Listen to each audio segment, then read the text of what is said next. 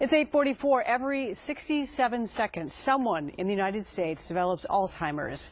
And joining us to talk about early warning signs of Alzheimer's and the impact on families is senior care expert Kathleen Stuck from Home Instead Senior Healthcare. Nice to have you here. Thank you. Okay, so we know this Sunday is June 21st. It's called the longest day. This is a time to set aside to recognize the challenges of Alzheimer's and families who have to deal with a loved one who has Alzheimer's. So how does it differ from, for instance, dementia? Sure. Dementia is a real broad term that we use to describe a lot of the same symptoms that somebody would have with Alzheimer's. Alzheimer's is a specific type of dementia, and 60% of all dementia is Alzheimer's. So what are the symptoms? We know it seems to run in families, but if you can, just people who might be concerned someone in their family has dementia or Alzheimer's. So the first would be the memory loss, and that's beyond what you or I might experience on a daily basis. Another thing to look for would be an inability to complete what was otherwise a routine task. Maybe a morning routine, brushing teeth, paying bills, something like that. Also, confusion, loss of memory on dates, times, events, that sort of thing. We also hear about misplaced items, not being able to retrace your steps and find them in a logical location. And the last but not least is the personality changes. There can be a lot of anxiety or agitation that go along with this, so you may notice a real different personality in your loved one. Okay.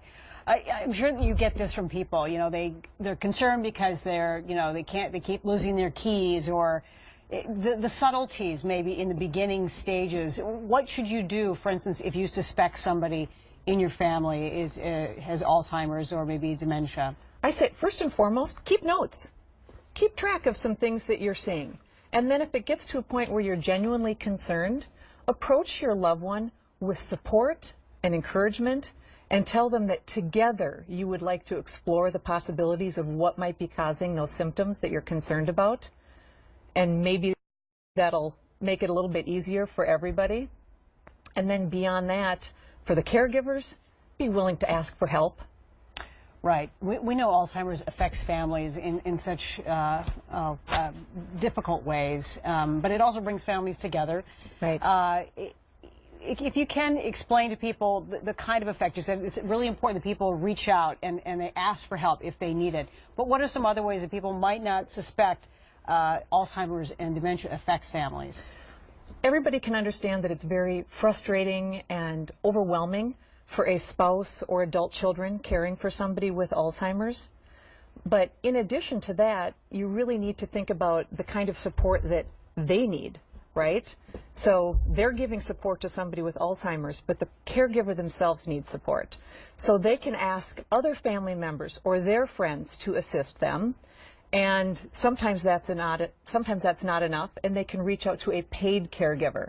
At Home Instead Senior Care, we have caregivers who are specially trained to handle Alzheimer's and dementia. And I hear stories every week about the difference they're making in the lives of seniors with Alzheimer's and dementia. They can provide support, guidance, and sometimes creative solutions to the challenges that these families are facing. Support is so critical in helping families through the process. Well, thank you so much. Senior care expert Kathleen Stuck for talking about Alzheimer's and how we can help people in our family and also recognize the warning signs. Yes, thank you. Thank you for coming on the show today. All right, it is 8:48. For more information, by the way, you can go to homeinsteadmsp.com. Thank you.